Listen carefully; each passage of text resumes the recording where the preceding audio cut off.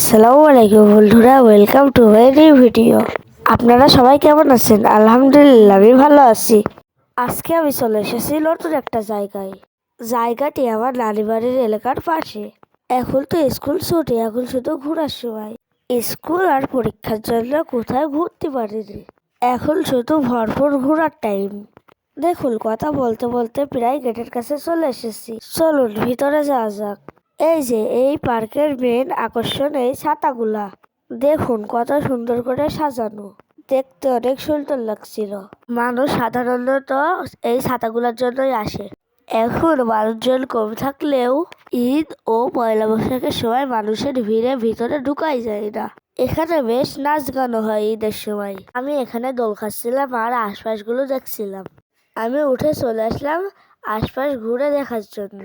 সামনে দেখলাম অনেকগুলো সুন্দর ফুল ঝুলে রয়েছে। ফুলগুলার নাম আমি জানি না, অনেকগুলা ফুল, আমি ফুলের নাম জানি না। আপনারা যদি জেনে থাকেন তাহলে কমেন্টে জানায়েন।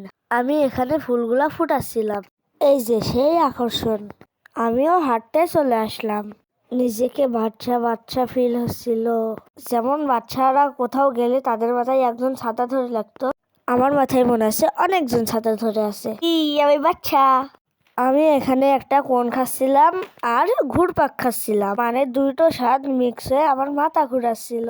এখানে কিছু পাখি আর খরগোশ ছিল, তাদের সাথে একটু খেলা করছিলাম। তারপরে আমি চলে আসি সাপ ও বেজির ঝগড়া থামাতে। ওদের আমি বললাম, নে আইসক্রিম খা, তবু মারামারি করিস না।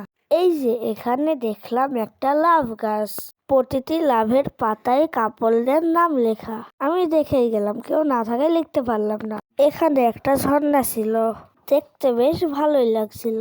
আমি ঘুরে ঘুরে দেখছিলাম পানির কালারটা কত সুন্দর লাগছে। অনেক হলো ঘোরাঘুরি, এবার যাই বাড়ি। ভিডিওটা সম্পূর্ণ দেখার জন্য ধন্যবাদ। সবাই আমাকে বেশি বেশি লাইক, শেয়ার, কমেন্ট করবেন। টাটা, বাই বাই, আল্লাহ হাফেজ।